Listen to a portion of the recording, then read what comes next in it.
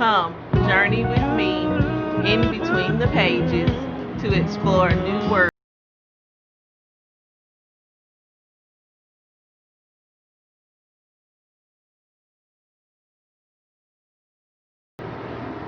Hi guys, it's me, Lady Sean. Welcome back to another episode of Cover to Cover Chronicles.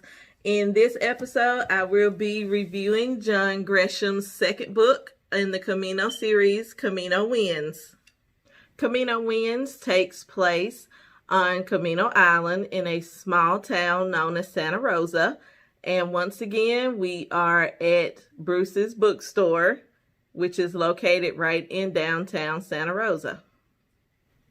In Camino Winds, we are once again greeted by our two favorite characters, Bruce and Mercer, who has finally finished her second novel and is out on tour. But we also get reintroduced to the other writers who make their home in Santa Rosa, and they are all gathered together to greet Mercer on the last stop of her book tour, which just so happens to be Bay Books, which is Bruce's bookstore. This book takes place 3 years after Camino Island, and we also find that there's a new character added, Nelson Kerr, who is a new writer that used to be a former lawyer, which will add a whole new dimension to the upcoming story. This book starts out with a lot of action, and it is packed with action all the way through to the end of the book. So in the start of the book, we find the residents getting ready for Mercer's book signing at the bookstore.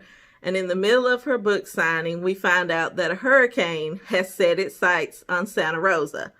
So in the midst of all the characters evacuating, some choose to stay behind, which is Bruce, Nelson, and two other writers that they're friends with. During the hurricane, they all knuckle down and hunker down as the rest of the writers and Mercer choose to seek shelter. At the end of the hurricane, when everybody steps out of their houses, we find that one of our characters has passed away.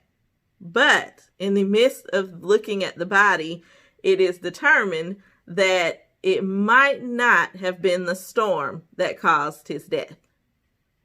When the local police turn out to be not much help due to their hands being tied cleaning up after the hurricane, Bruce and his friends set out to prove for themselves, was their friend really murdered, and if so, to bring the guilty party to justice. From there, the adventures continue, and it is a page turner that I could not put down once the story began. This book was 292 pages, and I love how the characters were able to use their knowledge of writing and their love of books and the type of books that they love to read in order to be able to help solve this crime. It's a page turner. Every time you think you have it figured out and you know who the guilty party is, they throw another wrench in the story. And it really, by the time you get to the end of the book, you are worn out. I loved it. It really taxed my mind, and it really got me into the story of trying to help them to solve this potential crime and to bring all the guilty parties to justice. I think you'll love it. Pick it up in your local bookstore.